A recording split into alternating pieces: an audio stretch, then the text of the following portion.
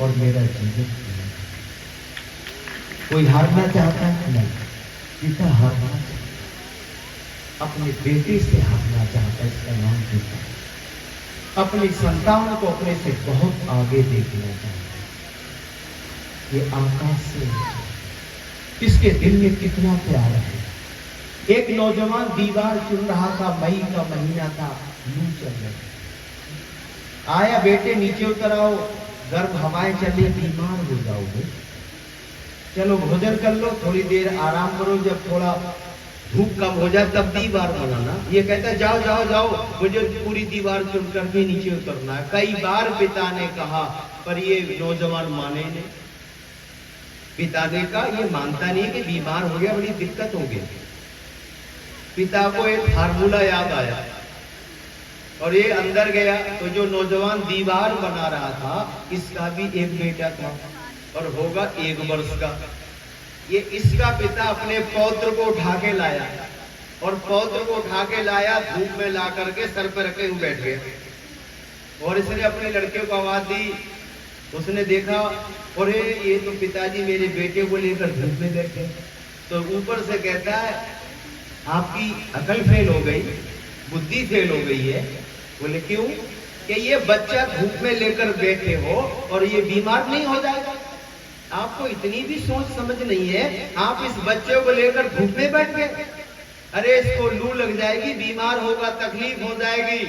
तो पिता ने कहा, तुझे अपने बच्चे का बड़ा ध्यान है कि तेरा बच्चा बीमार ना हो जाए, पर तू ये भूल गया, तू भी किसी का बच्चा है, तेरा भी कोई बाप बैठा है। बस जब ये कहा तो दिल की बात दिल पर पहुंची और उसके हाथ से वो बसूली और कन्नी छूट गई और जल्दी से उतरते नीचे आकर पिताजी के पैरों को छूकर कहता है, मैं ये भूल गया था कि मैं ही पिता हूँ किसी बच्चे का, पर मैं ये भूल गया मेरा ही तो कोई पिता है जिसने बचपन से यहाँ तक पाल कर पहुंचे। ये पिता है जिसमें ममता है, कशिश है, हमदर्दी है, अपना।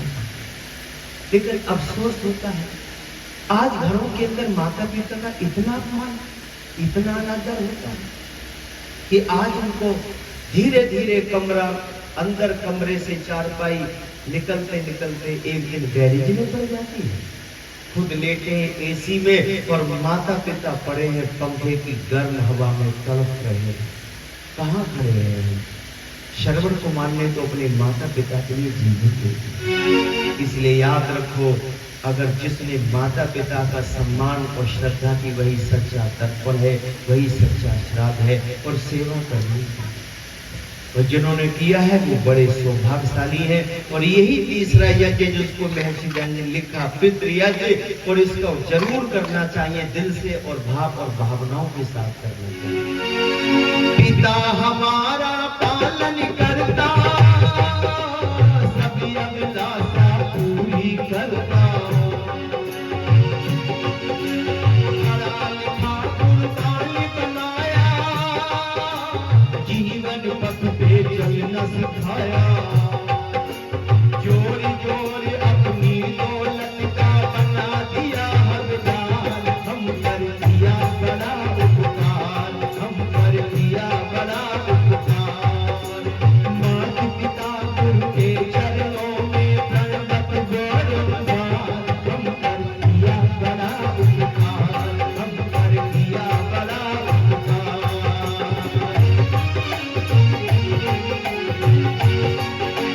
माता ने जो कष्ट उठाया, कभी कभी ना जाए भुलाया। माता ने जो कष्ट उठाया, कभी कभी ना जाए भुलाया। उंगली पकड़ के चलना सिखाया, ममता की ममता में छाया। जिसकी गोदी में पल कर हम कहलाते होशियार, हम कर दिया बड़ा उपकार, हम कर दिया बड़ा उपकार। माता पिता गुरु के चरणों में पर्वत गौरवगार, हम कर दिया बड़ा उपकार, हम कर दिया बड़ा उपकार। आपके एहसान इतने हैं जो गिनाए नहीं जाते, और वो दूर भी हो जाए पर साए माँ माँ होती है, और माँ में कितनी ममता, और बच्चे के लिए अपने आप को दिल दिल करके जलाती। जब आपने मास्टर टोंडलमल का नाम सुना होगा, एक रात दरबार में एक महामंत्री का पद मिला, और जब उनके सम्मान में जुलूस निकला तो माँ छत से खड़ी होकर कहती है, टोंडल मेरा आशीर्वाद तेरे साथ है, आज मेरे मन की तमन्ना पूरी हो गई जो मन में सजोए बैठी थी। टोंडलमल ने सुना तो उन्हें बड़ा बुरा लगा, बड़ा दुख हुआ कि कैसे असभ्य तरीके से माँ ने नाम ले लिया, और मैं रात दरबार का इतने बड़े पद पर पहुंचकर महामंत्री बना। सब प्रोग्राम खत्म हुआ, घर आए तो बड़े गुस्से में जिले भुने आकर बैठ गए, ना माँ के पैर में न कुछ। तो माँ ने कहा, बेटे आज मेरे मन की तमन्ना पूरी हो। क्या तमन्ना पूरी हो गई? आपको इतनी भी तहजीब नहीं कि कैसे नाम लेना चाहिए। पता है मैं कितने बड़े दरबार के अंदर महामंत्री का पद पाया हूँ। जब ये कहा तो माँ की आंखों में आंसू, और माँ ने कहा कि तुझे इतना बुरा लगा कि मैंने तेरा नाम ले लिया, लेकिन तू यहाँ तक पहुंचा कैसे? तूने कभी इस राज को नहीं समझा। किस राज को? तो सुन ध्यान से। कहा कि जब तू मेरे गर्भ के अंदर था और तेरे जन्म होने का समय नजदीक आ रहा था, तो मैंने कुशल विद्वान से पूछा किस पहल में किस बच्चे को जन्म देने से बच्चा क्या बनेगा। इस पहल में दोगे साहूकार बनेगा, इसमें ये बनेगा। इस पहल में अगर जन्म होगा तो विशेष सम्मानित व्यक्ति बनेगा। तेरे जन्म होने का समय था और मैंने कहा इस पहर में जन्म हो गया तो सामान्य ही रह जाएगा। मैंने अपने पैरों पर धोती लपेटी जिससे कोई अंग ना चमके, और पैरों में रस्सी बांधकर एक बहन को बुलाकर छत के कुंडे में रस्सी डलवाकर कहा, तू इस रस्सी को खींच कर बांध, मेरे पैर ऊपर रख दे, और मैं कितनी भी चिल्लाऊं, कितनी भी तड़पूं, चाहे मैं मर ही ना जाऊं, पर तू रहम मत करना। जब मैं सोच लूंगी कि वो पहर आ गया तभी संकेत करूंगी, पैर नीचे रस्सी ढीली करना और मेरे फिर कपड़े खोलना, और फिर मैं उस बच्चे को जन्म देना चाहती हूँ जो एक रात दरबार में बड़ा सम्मानित पद पाए। और जब प्रसव की जो पीड़ा होती है वो केवल कहकर कह दी जाती है, वो सहन तो माँ करती है, उसकी अनुभूति तो उस माँ को होती। तू क्या जाने, तेरा जन्म होने का वक्त था और मुझे कितना कष्ट था, जैसे 100 बिच्छू मेरे को डंक मार रहे थे। मेरी आंखों से आंसू गिर के धरा गीली हो गई थी। मैं तड़प रही थी, कई बार लगा कि मेरे प्राण निकल जाएंगे, लेकिन मैंने हिम्मत को नहीं हारा। और जब वो पहर हुआ मैंने हाथ का इशारा किया, उस बहन ने रस्सी ढीली की और फिर मैंने तुझको जन्म दिया। आज तू जो रात दरबार में जो पद पाया है, इस माँ के पीछे एक माँ का बहुत बड़ा बलिदान है, बहुत बड़ी पीड़ा कुछ इस माँ ने सही है, तब जाकर तुझे ये कुर्सी मिली है। और एक बार तेरा नाम मैंने टोंडल कह दिया, तुझे टोंडलमल पानी पानी हो गया, और माँ के चरणों में गिरकर कहता, माँ मुझे माफ कर दे, अब ऐसी कभी गलती नहीं होगी, तेरे तो इतने एहसान में समझ नहीं।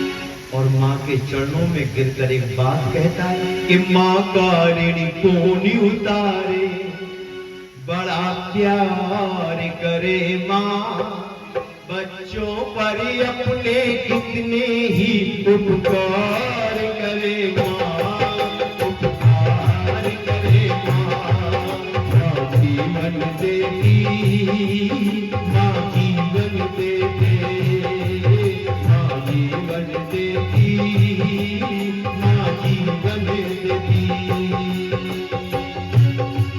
चुप करती आप माता बेटे को हिल हिल कर, कट जाती सारी रात आंगन में चल चल कर, ममता का अपनी कितना ही कलहार करे माँ, बच्चों पर अपने कितने ही उपकार करे माँ, उपकार करे माँ, जीवन देती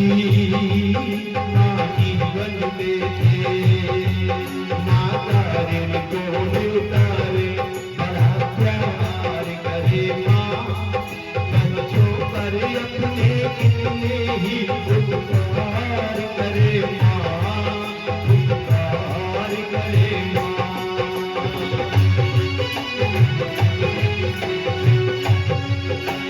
हर माँ अपने संकट में किंचित न घबराए, कहती है मेरे लाल पे कोई आज ना आए। जाए चाहे प्राण भले ही, जाए चाहे प्राण भले ही, ये पुकार करे माँ, बच्चों पर अपने कितने ही उपकार करे माँ, उपकार करे माँ।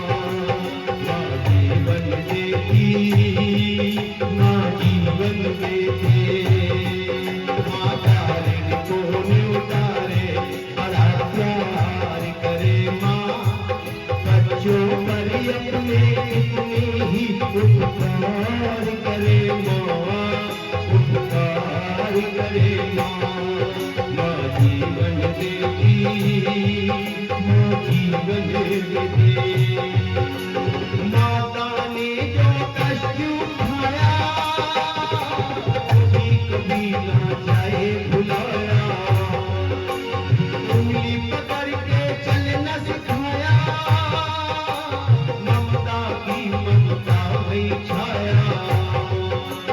जिसकी गोदी में पल कर हम कहलाते होशियार, हम कर दिया बड़ा उपकार, हम कर दिया बड़ा उपकार।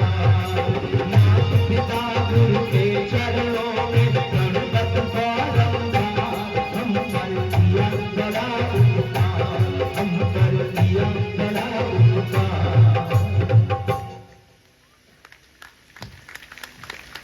एक व्यक्ति के 4 पुत्र थे। आदरणीय सर्वेश जी ने उस